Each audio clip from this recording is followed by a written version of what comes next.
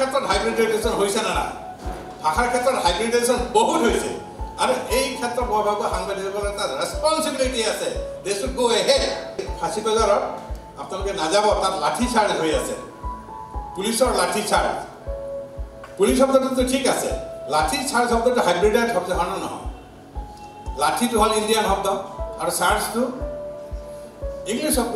গতিকে তাত হাইব্ৰিডাইজেশ্যন হৈ গৈছে তাত গতিকে সেই হাইব্ৰিডাইজ কৰ্মত আপুনিও কিন্তু সেই শব্দটো ব্যৱহাৰ কৰি থাকে নে নাথাকে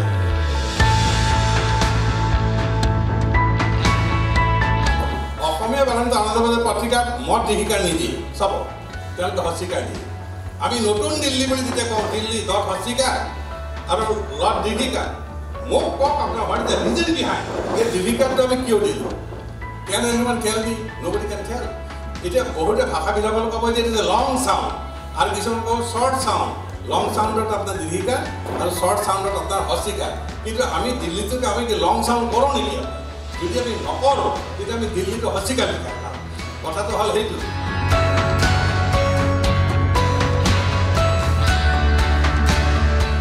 যিসকলে সাংবাদিকতাক প্ৰফেশ্যন হিচাপত লৈছে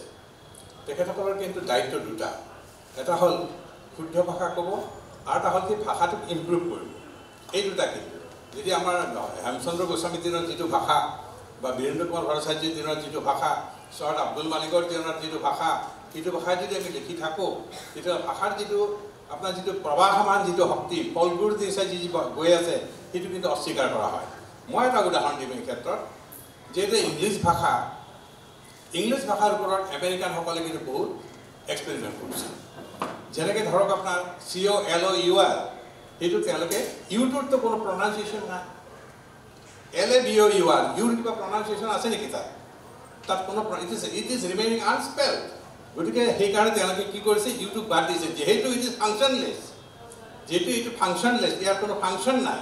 গতিকে remove it from the dictionary ঠিক এই কামটো তেওঁলোকে আমেৰিকানসকলে কৰিছে আৰু এটা কথা চাব আনন্দবাজাৰ পত্ৰিকাৰ মই এটা ইয়াতে উদাহৰণ দিম যে আমাৰ অসমীয়া ভাষাত যি ধৰণৰ সমস্যাবিলাক আছে এতিয়া হালধিটো হস্তিকাৰ লিখোঁ আমি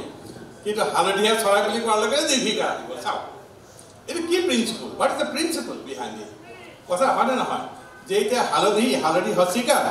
কিন্তু হালধীয়া চৰাই বুলি কোৱাৰ লগে লগে বা হালধীয়া কাপোৰ বুলি কোৱাৰ লগে লগে দীৰ্ঘিকা তাৰমানে আমি এটা প্ৰিন্সিপলটো বনাই ল'ব লাগিব তাৰমানে আমি শব্দটো যেতিয়া একজেক্টিভ ফৰ্মত ব্যৱহাৰ কৰিম তেতিয়া আমি দীৰ্ঘিকাৰ ব্যৱহাৰ কৰিম নেকি it is a question mark আচ্ছা তাৰ পাছত হ'ল কি এতিয়া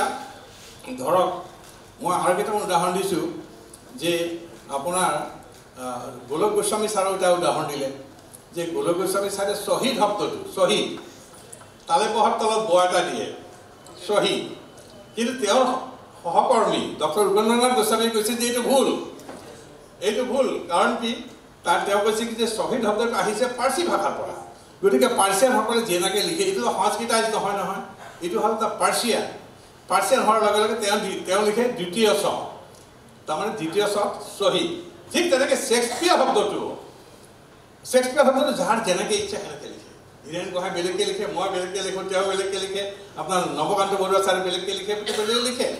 এইটোত আপোনাৰ কোনো প্ৰব্লেম নাই কাৰণ কি এটা কথা আছে কি যে ধৰক আজি জাৰ্মান শব্দৰ যন্ত্ৰণাটো কি দিব সাংবাদিকতা প্ৰত্যেক এটা সাংবাদিকৰ প্ৰশ্নত আহিব যে জাৰ্মান শব্দটো দন্তেন দিব নে মূৰ্ধন্য ন দিব ইয়াত এটা কিন্তু প্ৰিন্সিপল এটা আছে কি যে যেতিয়া বিদেশী শব্দ এটা আপুনি অসমীয়াত লিখিব ইট ইজ ইউৰ ফ্ৰী আপুনি দি দিব আপুনি সেইটোত ফ্ৰী আপুনি মূৰ্ধন্য দিব পাৰে দন্তেন দিব পাৰে গতিকে তাৰ মাজতে এটা প্ৰিন্সিপল কৰি ল'ব লাগে কিন্তু মোৰ প্ৰশ্নটো হৈছে কি what is the responsibility of the journalist তেখেতসকলৰ ৰেছপনচিবিলিটিটো কোনখিনিত আছে মই ৰেছপনচিবিলিটিটো তেওঁলোকক ৰিমাইণ্ড কৰি দিছোঁ এটা কথা যে এনেধৰণৰ সমস্যাবিলাক যে কেৱল অসমীয়া ভাষাত আছে এইটো নহয় এইটো ইংৰাজী ভাষাটো আছে আৰু এইটো বাংলা ভাষাটো খুব বহুত বেছিকৈ আছিলে নহ'ব বাংলা ভাষাত বাংলা ভাষাত তাত কৰিলে কি যে গ্ৰামাৰ লিখিলে কোনেও নুশুনে নবডি লিচেন কোনোবা ভাষাবিদ কোনেও নিচিনে নবডি ইজ লিচেনিং তাৰপাছত কৰিলে কি আনন্দবাজাৰ পত্ৰিকাই এটা হেৰি ল'লে পদক্ষেপ ল'লে যে নহয় আমাৰ টেবুলে আমাৰ তাৰ এই যিটো বানান পদ্ধতি এখন সৰুকৈ কাগজ থাকিব মানে কোনটো বানান কেনেকৈ লিখিব সেইকাৰণে কি হ'ল কি যে অসমীয়া বানানটো আনন্দবাজাৰ পত্ৰিকাত মত দীঘিকাৰ নিদিয়ে চাব তেওঁলোকে হস্তিকাৰ দিয়ে আমি নতুন দিল্লী বুলি যেতিয়া কওঁ দিল্লী ডট হস্তিকাৰ আৰু লৰ্ড দীৰ্ঘিকাৰ মোক কওক আপোনাৰ what is the reason behind এই দীৰ্ঘিকাৰটো আমি কিয় দিলোঁ কেন এনিৱান টেল মি নবডি কেন টেল এতিয়া বহুতে ভাষাবিলাকলৈ ক'ব যে it is a long sound আৰু কিছুমান ক'ব শ্বৰ্ট চাউণ্ড লং চাউণ্ডত আপোনাৰ দীৰ্ঘিকাৰ আৰু শ্বৰ্ট চাউণ্ডত আপোনাৰ হস্তিকাৰ কিন্তু আমি দিল্লীটোকে আমি কি লং চাউণ্ড কৰোঁ নেকি আপোনাৰ যদি আমি নকৰোঁ তেতিয়া আমি দিল্লীটো হস্তিকাৰ লিখাই ভাল কথাটো হ'ল সেইটো আৰু সেইকাৰণে আনন্দবজাৰ পত্ৰিকাই কৰিলে কি যে প্ৰত্যেক টেবুলে টেবুলে তেওঁলোকে যিটো ভাষা হ'ব লাগে আচলতে টেবুলে টেবুলে দি দিছে আৰু সেই ভাষাটো তেওঁলোকে বাতৰি কাকতত যিটো চলাই থাকে তাৰপাছত হ'ল এতিয়া বাংলা ভাষা একেবাৰে চিম্পল হৈ তেওঁলোকে এতিয়া কাৰো কথা নুশুনে আনন্দবজাৰ পত্ৰিকাই যিটো ভাষা কৈছে অৰ্থাৎ সাংবাদিকে ভাষাৰ গাঁথনিটো চেঞ্জ কৰি দিছে এই কথাটো আপোনালোকে মনত ৰাখিব যে আপোনাৰ সাংবাদিকসকলে বা যিসকলে তাত আনন্দবজাৰ পত্ৰিকাত কাম কৰিছিলে they have change the very structure very spelling system of Bengali language গতিকে এতিয়া ধৰক আপোনাৰ তাত যিমানবিলাক সাহিত্য প্ৰেমী আছে তেওঁলোকে এতিয়া আনন্দবজাৰ পত্ৰিকাৰ যিটো ষ্টাইল সেই ষ্টাইল মতে তাত তেওঁলোকে লিখে আৰু এটা কথা এই ক্ষেত্ৰত মই ক'ব খুজিম যিহেতু আমাৰ ডেকা বন্ধুৱে সুধিছে কথাটো ভাষাৰ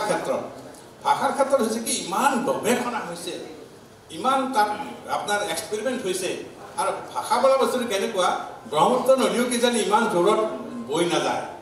ভাষা তাতকৈ বেছি স্পীডত যায় এই কথাটো আমি জানি ল'ব লাগে যে ভাষাৰ যিটো স্পীড অফ ইটছ মুভমেণ্ট এইটো বহুত বেছি কিন্তু আপোনাৰ ব্ৰহ্মপুত্ৰ নদীৰো পানী ইমান জোৰত নাযায় কিন্তু ভাষাৰ তাৰ যিটো প্ৰবাহ এই প্ৰবাহটো কিন্তু ভেৰি ষ্ট্ৰং এতিয়া আপোনালোকে চাব এতিয়া কিছুমান শব্দ নতুনকৈ আহিছে আপোনালোকে এইটো ব্যৱহাৰ কৰে সাংবাদিকসকলে এইটো ব্যৱহাৰ কৰে যিটো আপোনালোকৰ হাইব্ৰিডাইজেশ্যন বুলি কৈছোঁ মই হাইব্ৰিডাইজেশ্যন যে আমি আগতে কৈছিলোঁ যে অষ্ট্ৰেলিয়ান গৰু